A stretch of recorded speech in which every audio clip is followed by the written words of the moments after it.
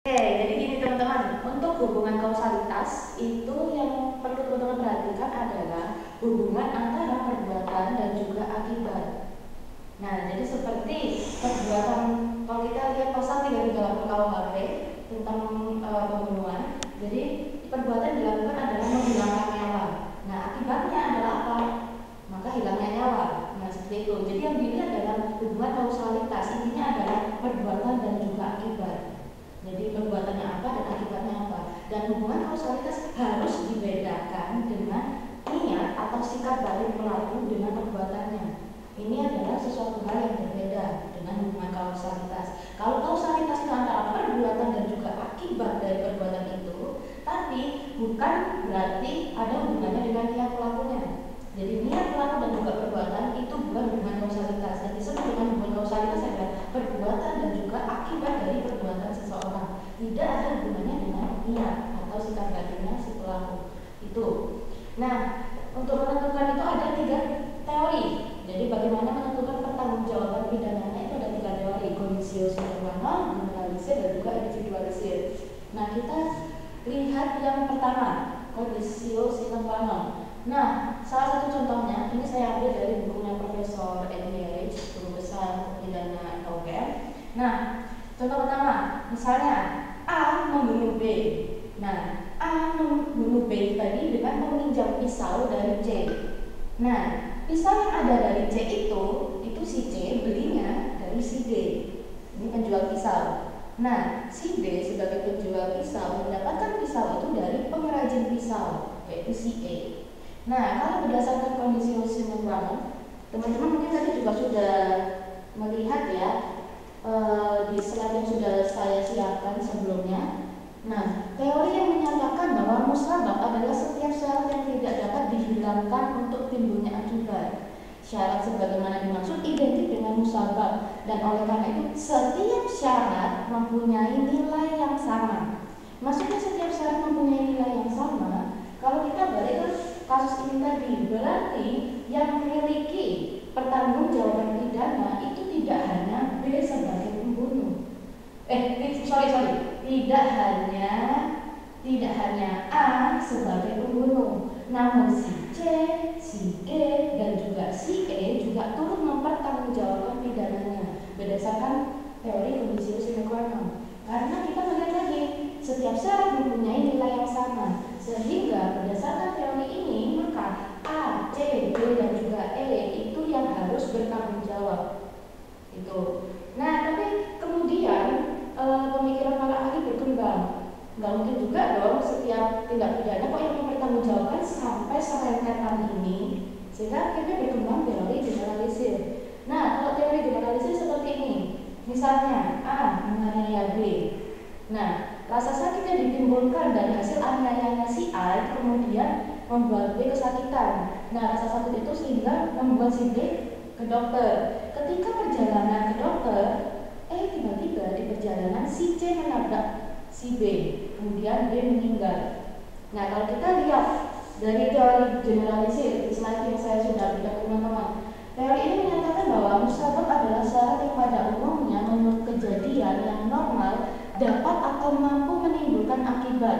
Tegasnya hanya mencari satu saja dari sekian banyak sebab. Nah, kalau dari kondisi sine qua non, kita balik kasus ini, maka yang salah adalah tidak hanya A, maka C juga salah. Kalau kita pakai teori kondisi sine qua non, karena setiap syarat nilainya sama, maka A dan C itu salah, harus bertanggung jawab. Tapi kalau di teori generalisir tidak, kita harus cari dulu siapa sih yang paling bersalah di sini. Nah, hanya mencari satu saja dari sekian banyak sebab terjadinya akibat itu, sebabnya apa sih? Hanya dicari satu aja.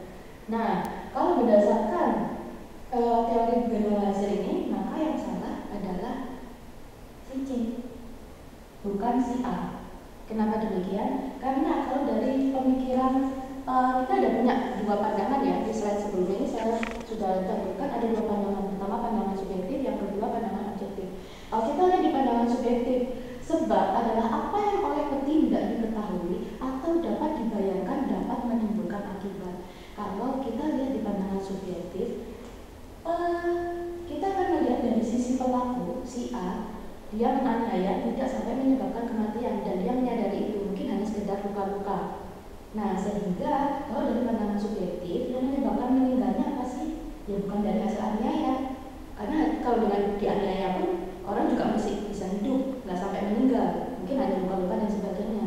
Nah, meninggalnya karena apa? Ya karena ditabrak. Itu yang lebih masuk akal, itu yang make sense. Sehingga akhirnya yang bertanggung jawab berdasarkan pandangan subjektif ini adalah si C. Tuh. Nah, nanti saya akan mencontohkan yang pandangan objektif. Jadi gini, kalau misalnya pandangan objektif, kita lihat adalah musabab adalah kelakuan manusia yang menurut pengalaman manusia pada umumnya adalah wajar apabila perbuatan itu menimbulkan akibat. Oke. Nah, salah satu contohnya sekarang kalau yang pandangan objektif seperti ini. Oke, ya saya lanjutkan ya. Tadi kita sudah belajar yang teori generalisir dengan pandangan subjektif. Nah, sekarang ini saya contohkan untuk yang pandangan objektif. Kalau berdasarkan pandangan objektif, ini misalnya ada contoh si X menganiaya si Y. Nah, si Y ini adalah seorang penderita malaria. Berdasarkan keterangan dokter, seorang penderita malaria itu jika mengalami pembengkakan, kemudian daerah yang mengalami pembengkakan itu kemudian kena pukulan, itu bisa pecah dan menyebabkan kematian. Nah, pada saat itu si X menganiaya si Y dan tepat di bagian yang bengkak tersebut, sehingga pada akhirnya si Y meninggal. Nah, kalau berdasarkan teori yang pandangan teori generalisir dengan pandangan objektif, maka si X bisa dipertanggungjawabkan secara pidana. Tapi kalau di pandangan subjektif harus dilihat dulu apakah si X ini mengetahui bahwa si Y ini adalah seorang penderita malaria. Kenapa saya bilang begitu? Karena kalau kita lihat di teorinya lagi, pandangan subjektif adalah sebabnya itu apa yang oleh petindak diketahui atau dapat dibayangkan, dapat menimbulkan akibat gitu. Nah, kalau misalnya si X tidak tahu bahwa si Y ini adalah penderita malaria, ya bisa juga si X tidak dapat dipertanggungjawabkan secara pidana. Seperti itu. Tapi kalau kita menggunakan pandangan objektif, dia bisa dipertanggungjawabkan secara pidana. Tapi kalau menggunakan pandangan subjektif, harus dilihat dulu apakah si X mengetahui bahwa si Y ini penderita malaria. Tuh. Ini yang kemudian bisa kita lanjutkan ke teori individualisir.